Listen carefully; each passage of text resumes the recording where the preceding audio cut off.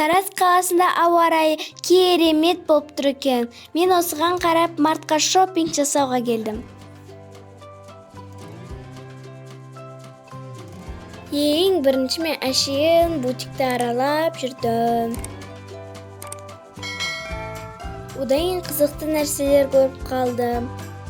Тағы не қызық бар екен деп жүрдім. Сөйтіп көйлектер тауып алдым. Арасынан бір әдемі көйлек тауып алып, өзіме шақ екен деп қарадым. Бірақ онша ұнаған жоқ. Мынау футболка да ұнаған жоқ. Мынау футболка ұнады, бірақ үлкен екен. Мынау мүлде ұнаған жоқ. Одан ары қарай аралай бердім.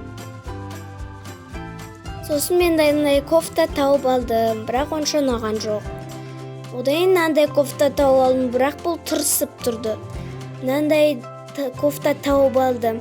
Бұл шамалы ұнады. Мына кофта да маған ұнап еді, бірақ қолдары тым ашық екен. Мына көйлек маған мүлде ұнаған жоқ. Одан мынандай көйлек киіп көрдім. Бұл онша ұнаған жоқ.